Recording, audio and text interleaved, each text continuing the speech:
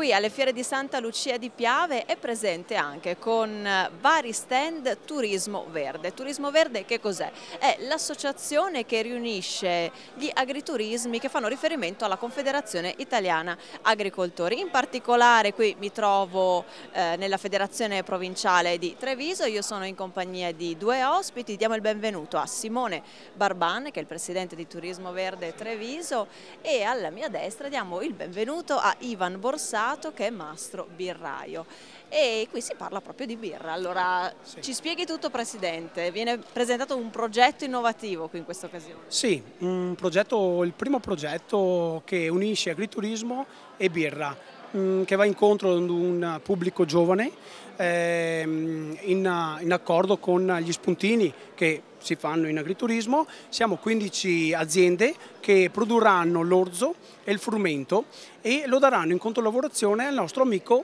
che ormai è diventato più di un amico, Ivan Borsato, che è il nostro birraio di fiducia e ci farà la birra da somministrare e da vendere in azienda agrituristica. Allora adesso gli chiediamo come la fa questa birra.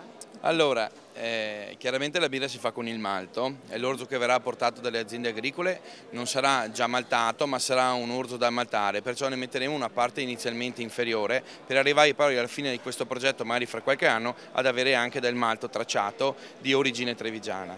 Abbiamo già dei contatti con l'Agroalimentare Sud, che è la malteria di Pomezia in Basilicata che malta praticamente tutto il malto italiano, e vediamo se riusciamo ad avere questo prodotto. Un altro elemento da inserire sarà sicuramente il luppolo, che attualmente qualche azienda ha cominciato a coltivare e speriamo di poter avere al più presto un luppolo trevigiano da poter inserire nella nostra birra.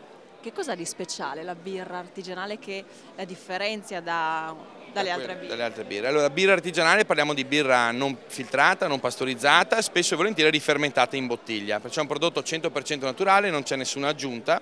L'unico conservante è il luppolo, che è un antiossidante naturale, perciò possiamo proprio definirla, oltre che biodinamica perché cambia nel tempo, anche sicuramente un prodotto 100% naturale. Grazie, e adesso dobbiamo scoprire una sorpresa, chiamiamola così. Che cosa c'è qui dietro alla bandiera della CIA? E qua abbiamo la nostra etichetta personalizzata.